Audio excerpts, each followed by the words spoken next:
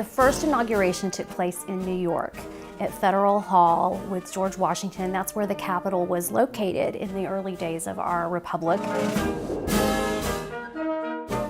George Washington gave a speech. It was a very short speech by today's comparisons. FDR's 1932 inaugural was a big deal and widely paid attention to.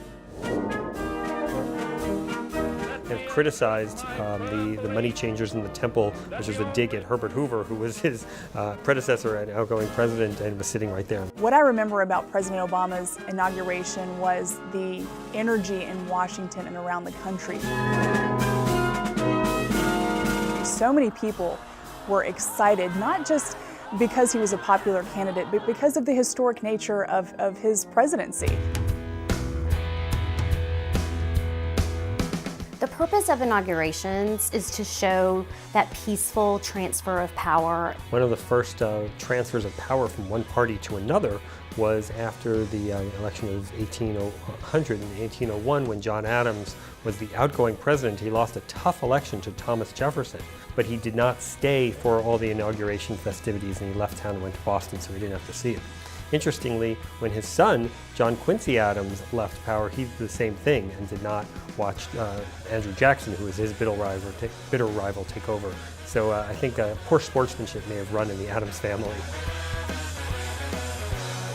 Our country is leading the world in the general readjustment to the results of the great conflict. Calvin Coolidge, when he was inaugurated, he spoke, and his speech went out on radio, which is a relatively new technology, and via radio he could reach so many more people. Dwight D. Eisenhower, do solemnly swear. So Eisenhower now comes in the television age, and at the same time that Eisenhower is being inaugurated, there is the famous I Love Lucy episode, in which I Love Lucy gives birth to little Ricky.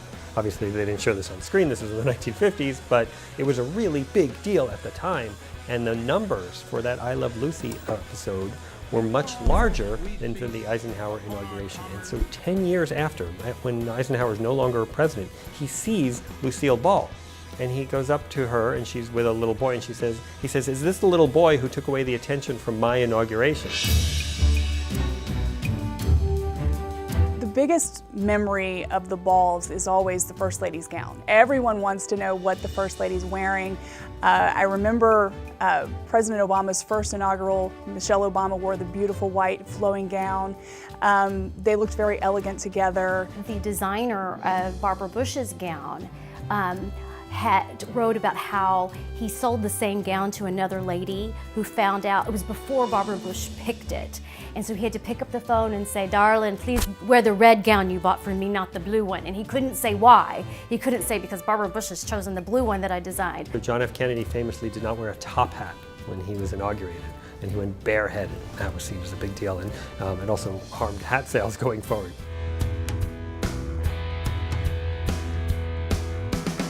It's a big event, and so it's invariably something goes a little bit wrong.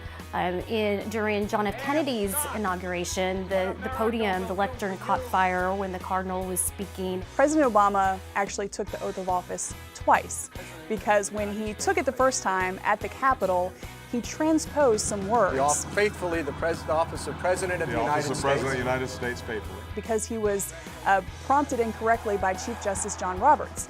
So after inauguration, his lawyers talked to him and said, "We think this is still legal. You're still president. This took, but just in case, someone was to come back and challenge the legitimacy of your presidency, let's do this again." William Henry Harrison was a war hero, War of 1812. He became president, and he gave an hour and 45-minute speech. It was bitter cold. He was outside, and he died of pneumonia a month later. And so some historians think that there was a correlation, that he was out too long in the cold, speaking too long.